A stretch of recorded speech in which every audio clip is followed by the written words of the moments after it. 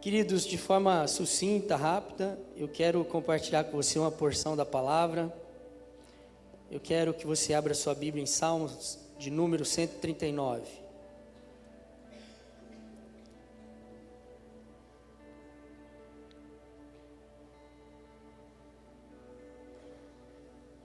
Salmos número 139, deixa o seu marca-texto já em Salmos número 139. Eu vou fazer uma ligação, uma interligação com também Provérbios, capítulo de número 20. Davi, inspirado pelo Espírito Santo, ele deixa testamentado neste salmo, a partir do verso 1: Senhor, Tu me sondas e me conheces, sabes quando me sento e quando me levanto, e acompanhas o meu pensamento onde quer que eu esteja. Discernes minha caminhada e a minha pousada, e estás a par de todos os meus intentos. Porquanto a palavra ainda não chegou à minha língua, e Tu, ó Eterno, já a conheces completamente. Tu me envolves por trás e pela frente, e pões sobre mim Tua mão. Tal conhecimento é para mim demasiado maravilhoso, tão elevado que não posso compreender totalmente. Para onde poderei eu fugir do Teu Espírito? Para onde poderei correr e escapar da Tua presença? Se eu escalar o céu, aí estás. Se me lançar sobre o leito da mais profunda sepultura, igualmente aí estás. Se eu me apossar das asas da alvorada e for morar nos confins do mar, também aí a Tua mão me conduz, Tua destra me ampara.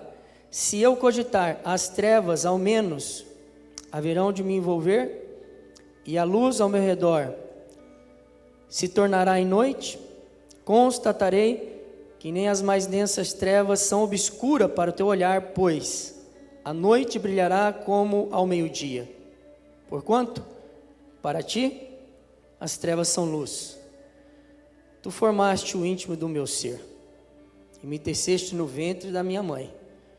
Graças Te dou pela maneira extraordinária que fui criado, pois Tu és tremendo e maravilhoso. Sim, minha alma sabe muito bem.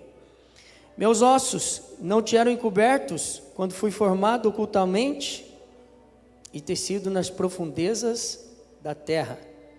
Teus olhos viam meu embrião, e em Teu livro foram registrados todos os meus dias, prefixados antes mesmo que um só deles existisse. Ó Deus, como são complexos e preciosos para mim os Teus pensamentos, quão vastos e profundos os Teus conhecimentos. Quem somos nós para diante de um Deus onisciente, onipresente, onipotente? Mencionar qualquer ação, como diz, Pai, o apóstolo Paulo, na doxologia de Romanos 11. Quem vai te dar algum conselho? Quem te deu alguma coisa primeiro para que o Senhor possa retribuir? O que eu te peço, Pai, é que a revelação do Teu amor, como tem sido nesse culto, continue a iluminar os olhos do nosso coração, de modo que nós possamos viver a vida em abundância que o Senhor tem para cada um de nós. Revela-nos, Pai, leva-nos a lugares que nós não conhecemos ainda no Teu coração, porque sabemos que a Tua mão está estendida sobre nós, e nós queremos continuar a viver para a Tua glória, em um lugar aonde o Senhor já tem estabelecido para cada um de nós. Em nome de Jesus, se você crê e concorda, você pode dizer amém. Há um louvor que nós cantamos, que nós louvamos a Deus nesse lugar. Para você entender um salmos como esse de número 139, realmente é somente você sabendo de que Ele é invencível e Ele é inigualável. Hoje e para sempre Ele reinará. Nós precisamos de pegar a raiz da palavra, a etimologia dessa palavra, a realidade dessa palavra. Porque quando esse louvor fala que Ele é inigualável, nós estamos tendo então uma revelação de que categoria é para criatura, é para ser humano. Categoria não serve para Deus, porque Deus ele é inigualável. Não tem como igualar Deus. Deus é dele que emana toda a vida. É nele que todas as coisas existem e também subexistem. Davi nesses salmos, querido, ele está recobrando fôlego. O contexto desse salmo, Davi está recobrando a sensatez da vida dele, a sobriedade. A palavra de Deus diz que Deus achou Davi, e Deus tira ele de trás das malhadas, e coloca ele para se assentar entre os príncipes do seu povo. Contudo, Davi, dentro dos seus dias, em algum momento, ele então se precipita com Betseba. A precipitação de Davi com Betseba, então, ocasiona um homicídio na vida de um dos seus valentes, a saber, o marido de Betseba, Urias. Com isso, queridos, vem uma avalanche de consequências, e uma dessas consequências é avassaladora. A Bíblia vai dizer que a espada não se apartaria da casa de Davi, a ponto de Absalão, um dos seus filhos, se levantar contra o próprio pai. Não vamos dizer aqui o rei Davi, porque Absalão era filho de Davi. Então Absalão se levanta contra o próprio pai e tenta um golpe de estado.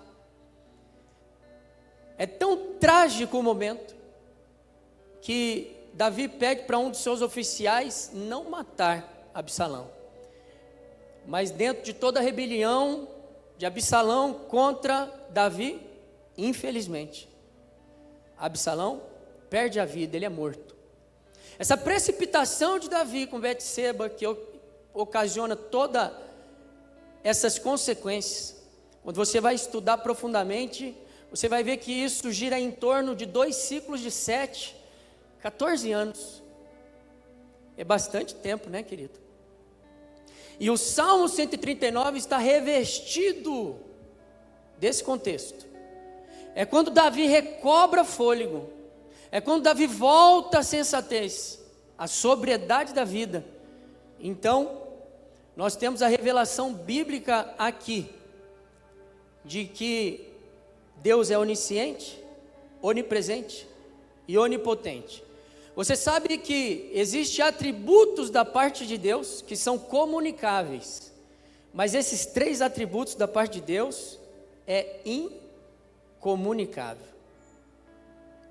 Interessante que o texto sagrado, ele vai afirmar, querido, teus olhos viam meu embrião, e em teu livro foram registrados todos os meus dias, prefixados antes mesmo que um só deles existisse.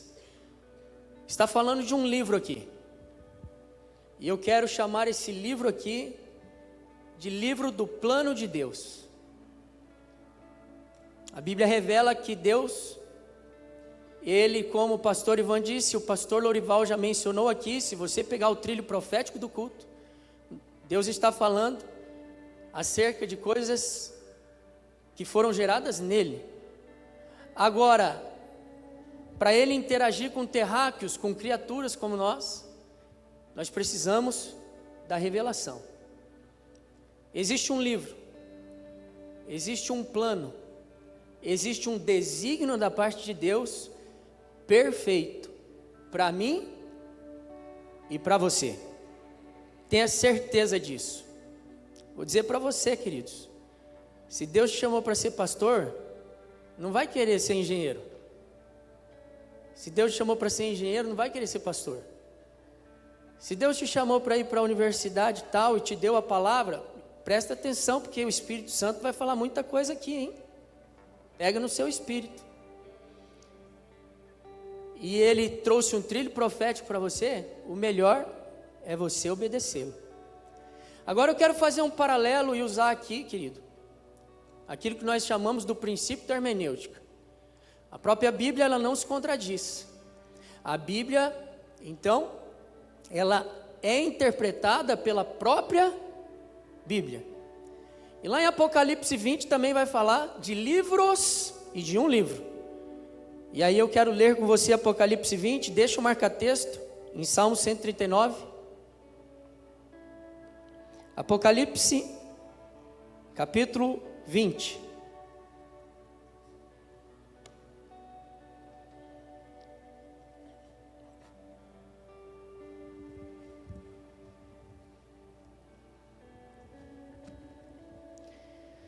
Leiamos o versículo de número 11 e 12.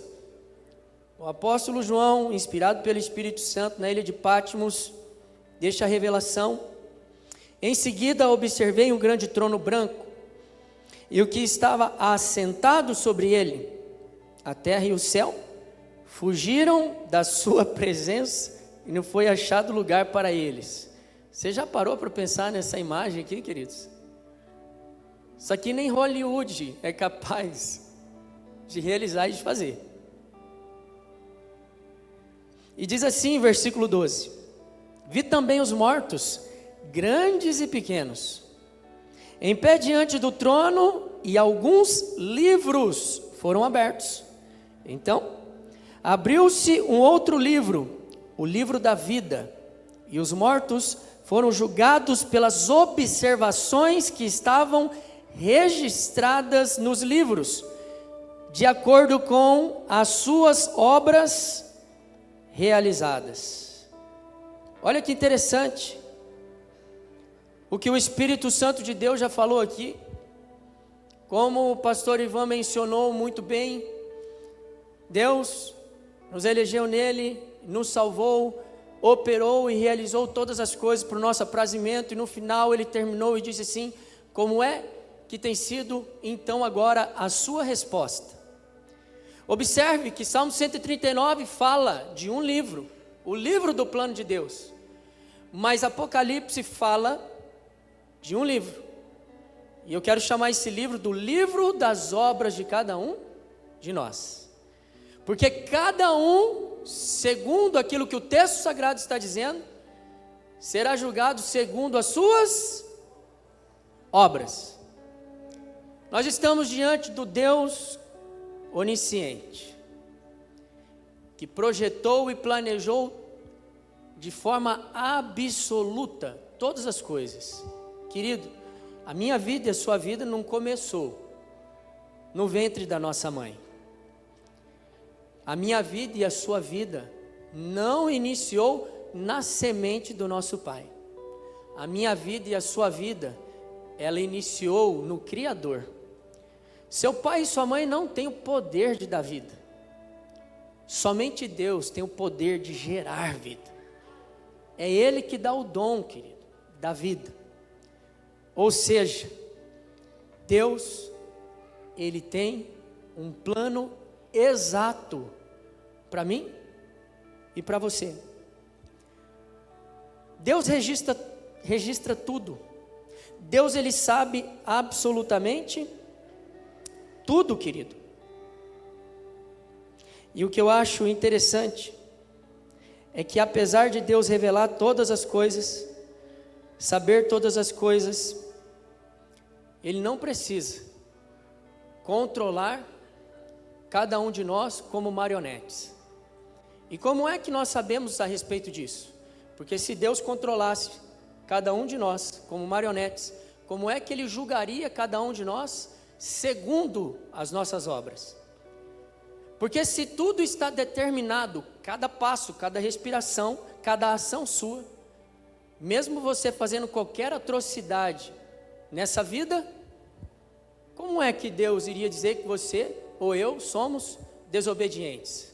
Se foi Ele que determinou até mesmo as atrocidades que acontecem sobre a vida da raça humana.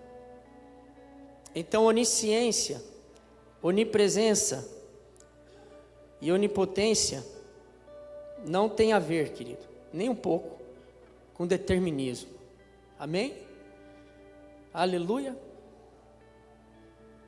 O Deus que sabe todas as coisas, Ele é aquele que te deu liberdade. E Ele respeita essa liberdade. Foi para a liberdade que Cristo nos libertou. Não vos ponhais novamente sobre um jugo de escravidão. Em primeiro lugar, queridos, Deus, Ele sonda e conhece totalmente, plenamente, cada um de nós. Isso na teologia nós chamamos de onisciência relacional. Vamos ler os versículos de 1 a 4 novamente, que diz assim: Senhor, Tu me sondas e me conheces, sabes quando me sento e quando me levanto, e acompanhas o meu pensamento onde quer que eu esteja.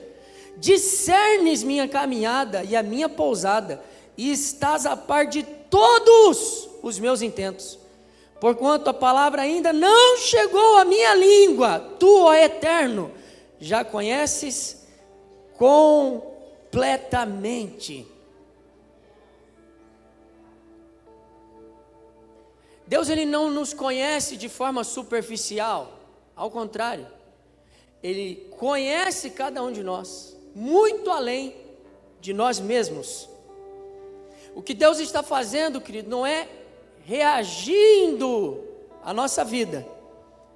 Pelo contrário, o desejo de Deus é direcionar, é guiar, é que nós vivamos debaixo de um plano eterno e perfeito, que é a vontade de Deus. Quando num culto de ceia, querido, nós estamos expostos diante de um texto que foi usado de Filipenses 2, e bem aqui ministrado, e a gente sabe que aquele que era Deus não usurpou-se como Deus, antes se esvaziou da sua glória, e se fez servo, e obedeceu como morte de cruz, a pior morte do tempo antigo, e morreu como malfeitor.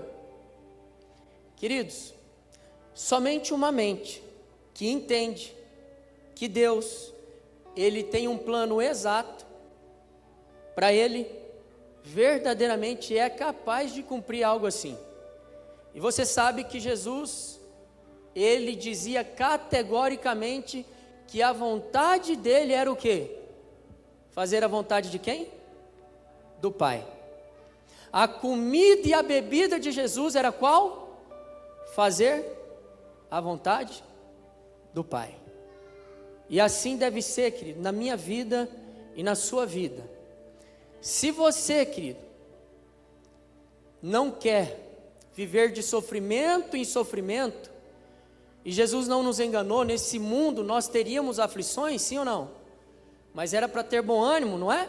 Porque Ele venceu o mundo. Então, se você não quer viver de sofrimento em sofrimento, escute, tem um plano de Deus para você. Tem um lugar no coração de Deus para você. Tem um lugar de segurança da parte de Deus para você. Se o plano de Deus para você, como mãe, fosse igual a mãe dos Wesleys, John Wesley, um grande avivalista do século passado, que Deus pediu para ela largar tudo e criar somente os filhos. Ela não era uma mulher proeminente nos seus dias, mas ela ouviu a voz de Deus, obedeceu a Deus, e esses meninos viraram os grandes avivalistas.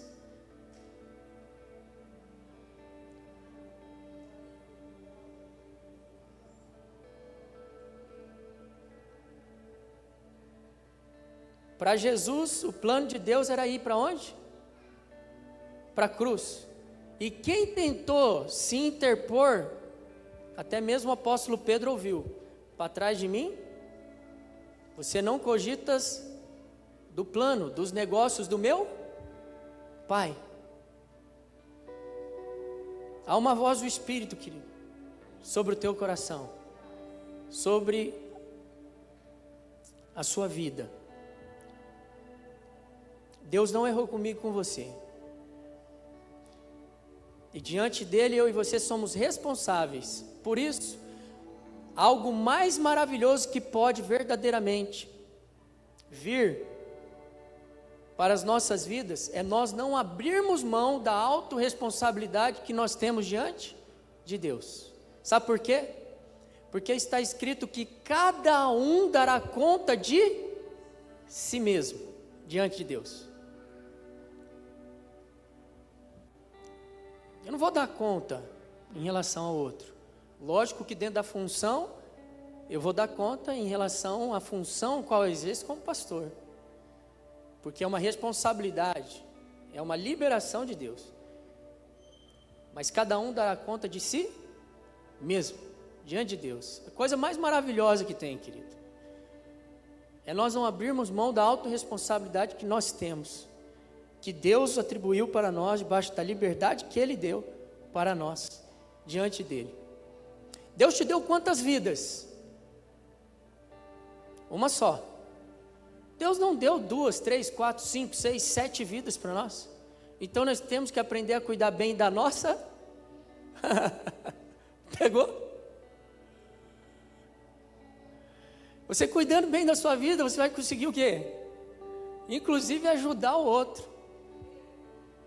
Não foi isso que Jesus disse para o apóstolo Pedro? O apóstolo Pedro disse para Jesus: eu vou com o Senhor até a morte. E Jesus falou para ele: Pedro, você não sabe de nada, querido, você vai me negar ainda. Pedro, quando você se converter, Pedro, aí você ajuda os seus irmãos.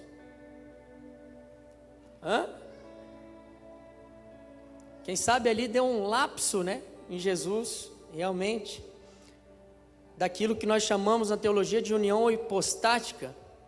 É difícil de explicar isso, porque 100% Deus e 100% homem. Quem sabe deu um lapso nele. E ele estava revelando algumas coisas para Pedro. Então, queridos, entenda bem, diante de Deus não existe máscaras, diante de um dos outros existe máscaras. Mas é aqui, querido, que todas as máscaras começam a cair. É aqui que só a glória de Deus permanece. Diante dele, daquele que tem os olhos como chama de fogo, aquele que discerne as palavras antes mesmo delas saírem dos nossos corações. A palavra nem chegou à nossa boca, e ele já conhece absolutamente tudo. Vivemos em tempos de versões editadas, de vidas editadas, mas diante de Deus, isso não existe. Não tem edição, querido, diante de Deus.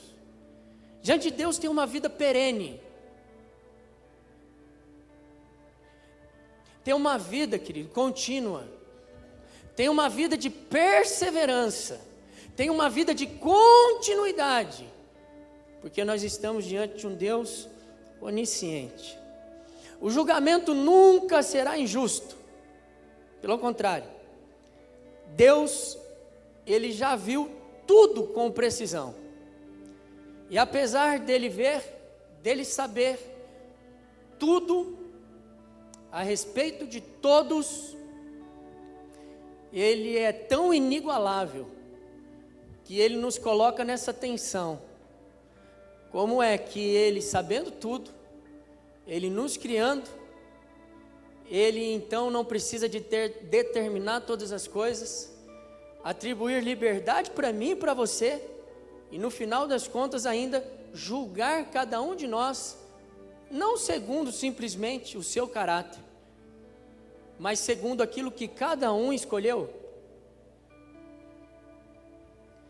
segundo o que cada um praticou como obras.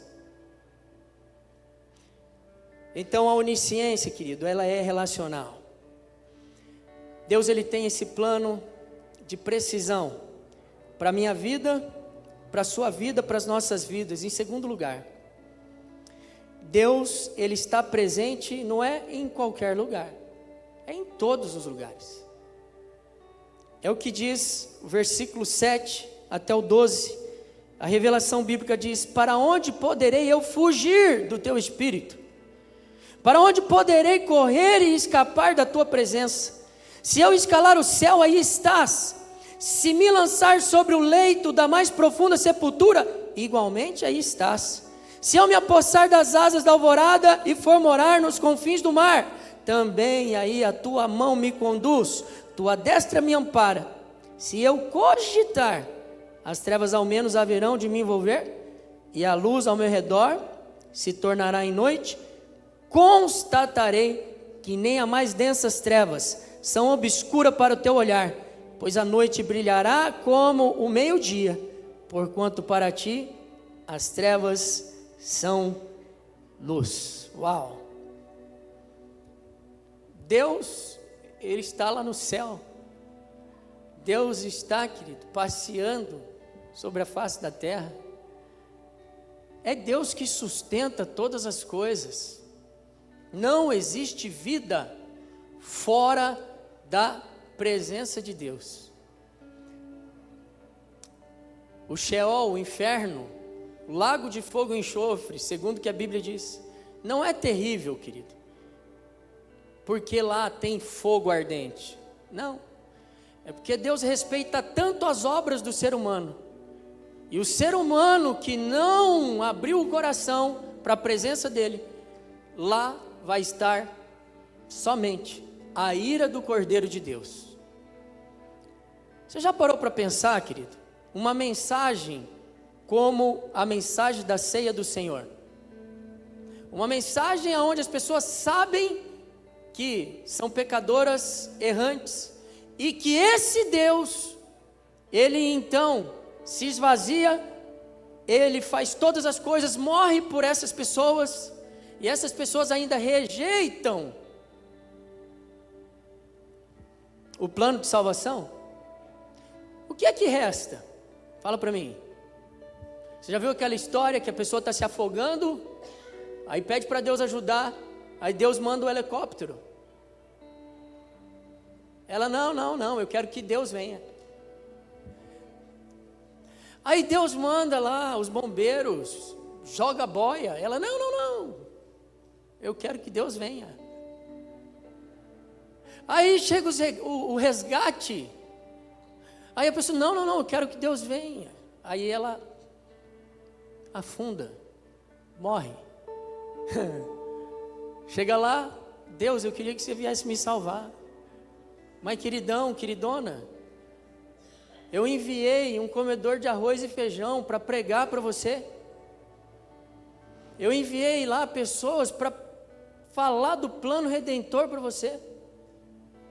Eu enviei pessoas para falar que esse mundo e essa concupiscência passa, que eu tenho um plano eterno para você, que você é valioso, valiosa, e que 80, 90 anos aqui é rapidinho demais, perto de uma eternidade que eu conquistei para você. Você queria mais o quê? Eu enviei o helicóptero, eu enviei o resgate, eu joguei a boia, você não abriu o seu coração.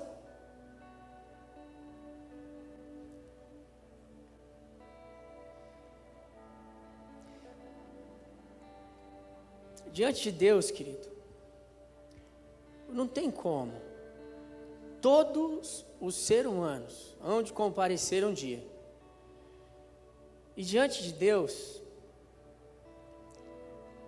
todos seremos indesculpáveis. Ou estamos em Cristo, ou estamos no sal, queridos. Compreende? Então Deus tem esse plano. Ele testemunha a respeito das nossas vidas, querido. As trevas e a luz para Deus não muda absolutamente em nada. O secreto para Deus é visível. Para Deus não há incógnita, querido, como diz o autor aos Hebreus. Não existe criatura incógnita diante de Deus. É por isso que Deus não procura homens e mulheres que sejam farisaicos. É por isso que Deus não procura homens e mulheres religiosos. O que Deus procura? Verdadeiros adoradores que adorem em espírito e em verdade. O que Deus procura, queridos? Perto está o Senhor de quem tem um coração quebrantado. Esse o Senhor não rejeita. Quando sabemos que somos falíveis, somos falhos, precisamos da graça, carecemos da bondade de Deus, querido. Um coração quebrantado, dependente de Deus. E todos nós somos dependentes até para respirar, para o batimento cardíaco continuar. Não existe autossuficiência diante de Deus. É aqui que toda autossuficiência cai, querido. Vou dizer algo para você. Você sabe quem era o homem mais proeminente do século passado? Sabe? Eu não sei. Você sabe? Passou, querido. Ah, mas tinha mansões, rios de dinheiro, era o tal. Passou. Só existe um nome que está acima de todo outro nome. E esse nome é o nome de Jesus. Esse nome não passará. Ele é de geração em geração. E ele vai reinar, querido, para todo sempre. Daqui a pouco, passa 2 gerações, 3 gerações, 4 gerações, 5 gerações. Quem é o fulano de tal?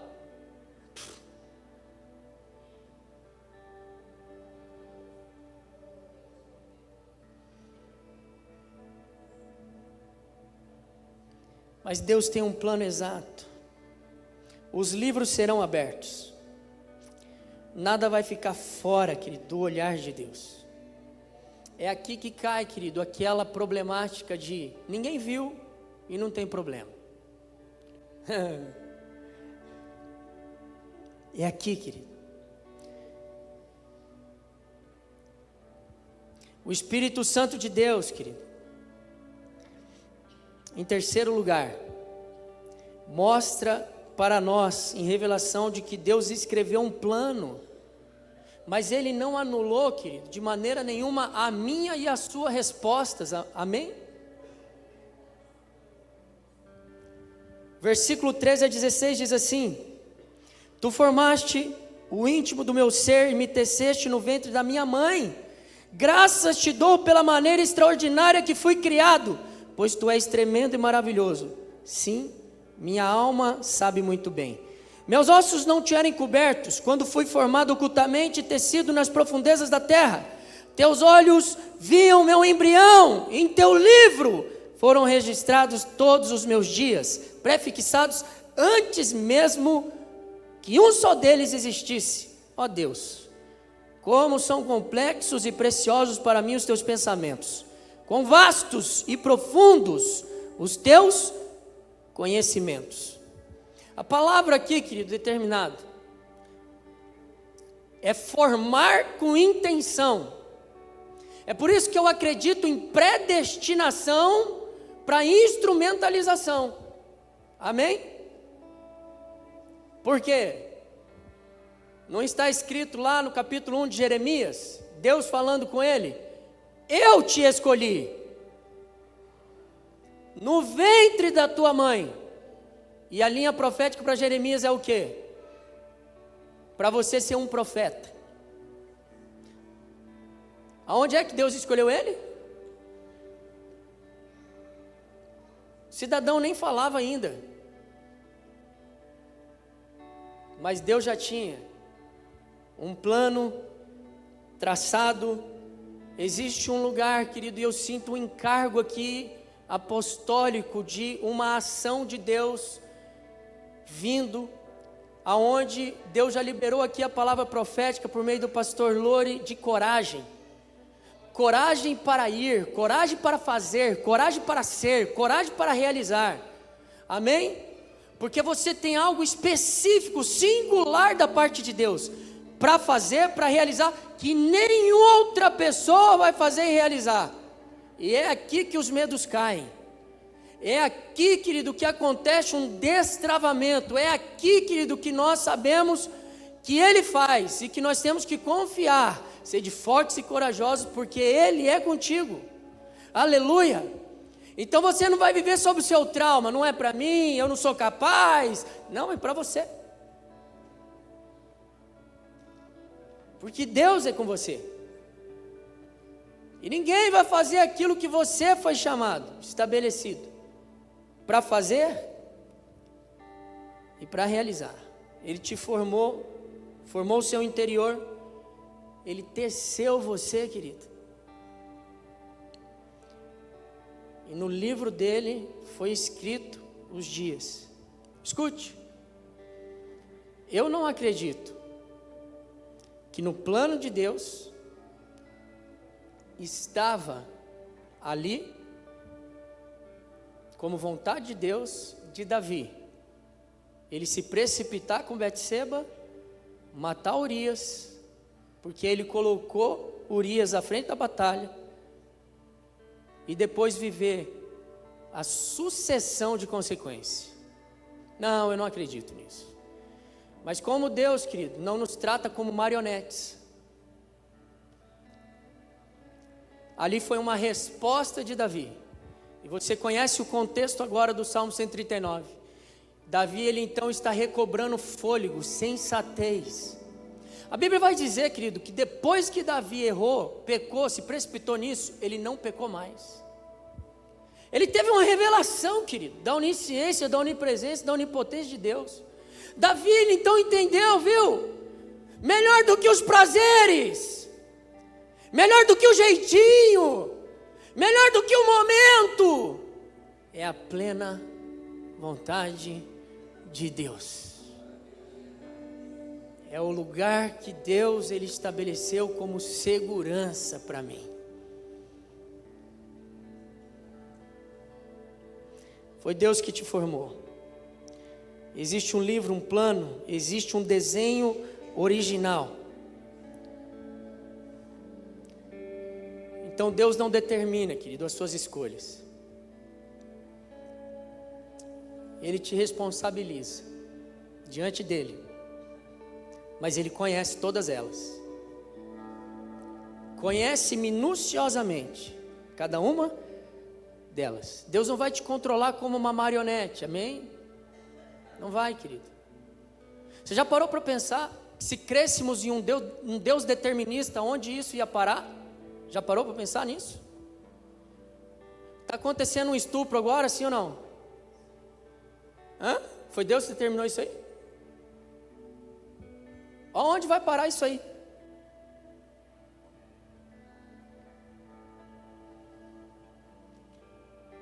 Vamos parar por aqui, né? Amém? Mas você pegou, né?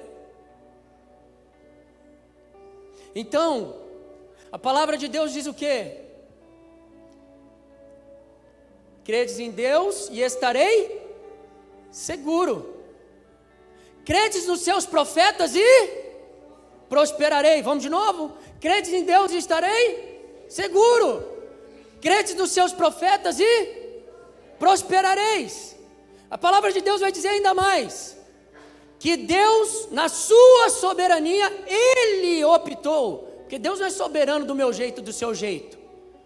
Na soberania dEle, Ele decidiu, e está escrito, Deus não faz nada na terra sem antes revelar os seus profetas. Aleluia. Agora pega no espírito que Deus está falando aqui, desde o pastor Lorival, nesse púlpito. Em 2017, eu já tinha tentado vir para cá, para Sorocaba 2 vezes. Na verdade não era para cá, era para Boituva, mas para o estado de São Paulo. Em 2017 eu sento com a minha esposa, depois de 2 tentativas frustradas, e eu falo para minha esposa, nós não saímos mais de Campo Grande, nosso lugar é aqui que nós vamos fazer nossa vida. E eu tinha planejado todo o ano de 2018. Porém, naquele ano de 2017, presta atenção nisso, eu estava em um domingo na casa da minha avó, junto com meus pais, primos, aprimaiado, todo mundo, churrasco. Passa um cidadão amigo meu, junto com a esposa, e diz assim: Rafa, vamos lá na igreja tal, comigo? Cara, me chamaram e eu quero receber uma oração. Quem conheceu aqui o saudoso profeta Amaro? Alguém? 2 pessoas ali. Porque ele era um cara muito proeminente na nossa nação. E quem estava lá nessa igreja era esse saudoso profeta Amaro. Falo saudoso porque ele faleceu, não sei se foi 2 anos atrás, não me lembro, mais ou menos, né? Então eu e a Maria caímos de paraquedas naquele lugar. Sentamos ali, estava uma roda, sentamos ali quietinho, estamos vendo. E ele não era aquele profeta de tipo assim, ó, eis que o Senhor te diz e tal, não. Ele olhava para você e Deus abria um campo de revelação para ele e ele falava. E estou eu e a Maria lá, sentadinho, numa boa. Ele olha para mim, olha para a Maria e fala, abriu um mapa aqui, na minha frente, eu não vejo vocês aqui. O mapa que Deus abriu aqui na minha frente, eu vejo vocês entre Campinas e Paulínia. Tem alguma cidade ali que vocês conhecem? Sabe de nada, inocente. A gente já tinha amigos aqui, a gente passava férias aqui. Aí eu falei, não, o homem é profeta mesmo, porque entre Paulínia ali, Campinas, tudo em Sorocaba. Queridos, eu sei que o cidadão que falou que tinha um planejamento de ficar em Campo Grande, e o ano de 2018 todo feito, em menos de um mês eu estava aqui em Sorocaba. Eu chego aqui 14/12/2017, recebemos essa palavra ali, não lembro se era setembro, outubro, eu sei que 14/12/2017 nós estávamos aqui. Quem conheceu o saudoso profeta Joaquim aqui da nossa cidade, Sorocaba? Mais alguém? 2009, estava com o Rodrigo, fomos lá na casa dele, também de paraquedas, né, Rodrigo? Porque é o Rodrigo que ia falar com ele. Deus começa a usar o saudoso profeta Joaquim, e eu e a Maria sentados num outro ambiente, mas no ambiente que ele estava, Deus usa ele para falar conosco. E aí, o Espírito de Deus falou que iria dar muitas pérolas e tesouros para mim e para Maria, e que nós iríamos compartilhar aqui. Mas era muito, é 2009 isso, queridos, nós nem sonhávamos em ser pastor, passava na nossa mente, mas existe um plano, existe uma mente de Deus, Ele conhece, Ele sabe. Credes em Deus e estareis seguros, credes nos seus profetas e prosperareis. Deus não faz nada sem antes falar com. Querido, eu sei que a voz profética de Deus parou na nossa vida, porque graças a Deus a gente obedeceu, viemos para Sorocaba, estamos vivendo o chamado de Deus. Com 24 anos eu tinha contrato ainda, como jogador, tinha ainda uma vasta situação pela frente. Mas desde que eu me conheço por gente, na época na Nazareno, aqui as pessoas me chamavam de pastor, é pastor para cá, pastor para lá, pastor para cá. Em uma viagem na madrugada, querido, aonde eu não levei a Maria para morar comigo em Corumbá, Mato Grosso do Sul, divisa com a Bolívia, porque Deus já estava falando comigo para renunciar então a essa profissão. Na madrugada Deus falou comigo, na época Deus falava muito através de prodígios. Deus, você parou também de falar prodígio, hein? Acho que eu estou mais obediente, mais maduro na fé, querido. Só pode, não é possível. E eu entendi da parte de Deus que era para renunciar, para parar e ir para o campo da teologia. Parei, cheguei no outro dia, terminou ali a viagem, no outro dia eu cheguei para o presidente e falei, estou parando de jogar. Ele falou, não, eu não vou te liberar não. Você vai jogar para outra equipe? Falei, pode ficar com o meu contrato, com tudo, eu estou parando de jogar. E aquele dia eu parei de jogar. Uma linha profética, um time de Deus, e Deus vai se revelando, Deus ele vai falando, Deus ele vai ministrando. Queridos, todas as vezes que eu tinha alguma proposta uau no futebol, era interessante, as 3 vezes eu machuquei. Quando eu tive a proposta para ir para os Emirados Árabes, foi quando eu rompi o deltoide, o tornozelo, a parte de dentro. O que é isso? Deus estava me parando aos poucos, Ele só não queria parar de uma vez, né? Até o ponto que eu cheguei para Ele e orei, falei, Deus, eu não quero mais fazer cirurgia, não aguento mais hack, Não aguento mais a geral, esse processo de você ter que voltar de lesão, é terrível, irmãos. De cirurgia, sabe? Só minha esposa sabe. É ruim, irmãos, é terrível. Obedeci a Deus, nunca mais precisei de cirurgia. Até então, louvado seja Deus, né? Aí vem o período, querido, da transição aqui, da nossa igreja. Agora, foi quando abriu um outro campo profético. Olha só quanto tempo. No dia da transição, Deus falou aqui, comigo e com a minha esposa, apontou o estado do Paraná, e a gente também assim, sem entender nada, mostrou a bandeira de Portugal e depois outras nações. Sucessivamente, quando Deus fala, querido, Deus, ele, se você obedece, Ele abre. Foi quando nós tivemos uma ligação com o pastor Gersto dela e a pastora Karina, que são do Paraná, fechou.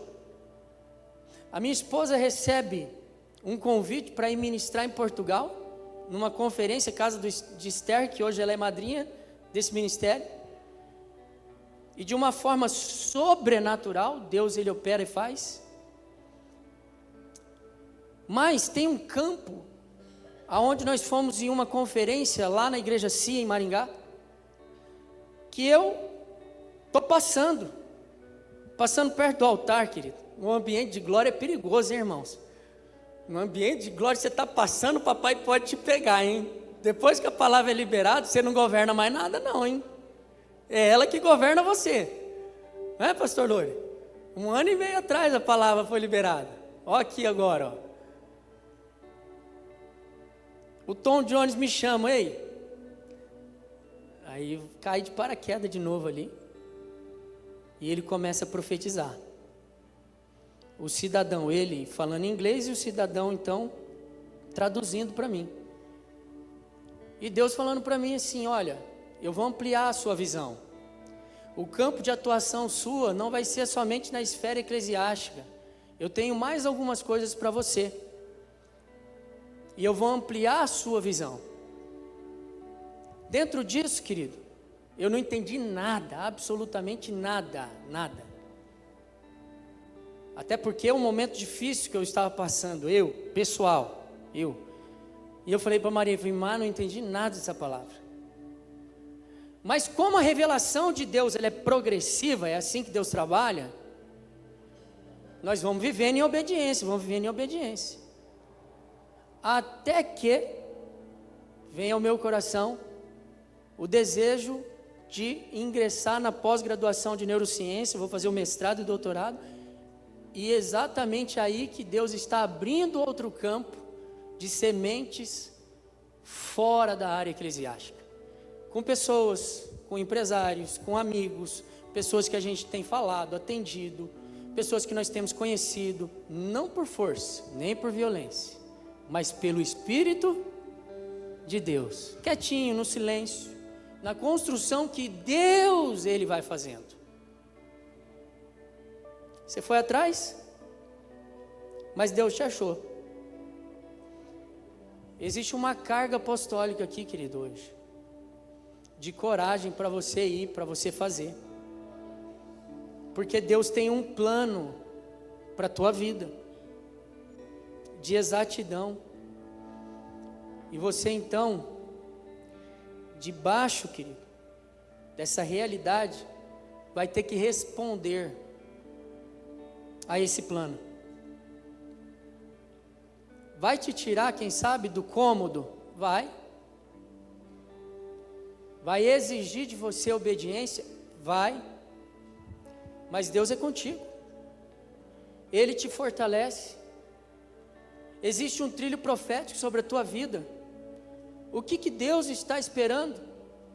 Somente você realmente se apropriar da autorresponsabilidade diante dEle e responder, querido, essa realidade. Porque o melhor é viver todos os dias que o Senhor fez, debaixo da mão dEle, da obediência dEle e da bondade dEle. Ah, se quisermos tomar outros caminhos, como aconteceu com Davi, é sofrimento, é penoso. O melhor é se inclinar para aquilo que o Senhor Ele deseja, aquilo que Ele realmente tem para as nossas vidas. Amém? Se coloque em pé no seu lugar.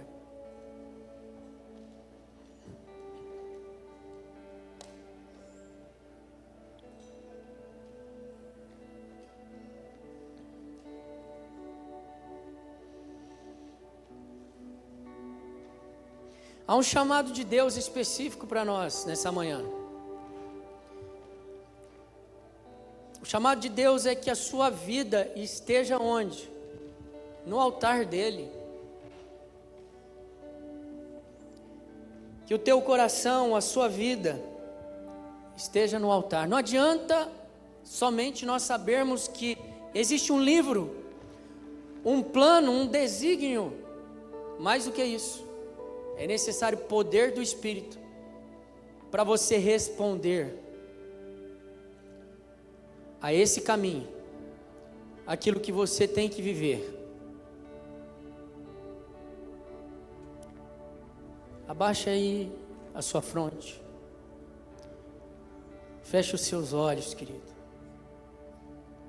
Há uma carga profética, há uma carga apostólica sobre esse lugar. Há promessas de Deus que estão escritas no livro acerca de você. Há um mover do Espírito Santo para esse tempo, para esse momento. Deus está se movimentando na sua vida. A sua vida precisa de estar no altar.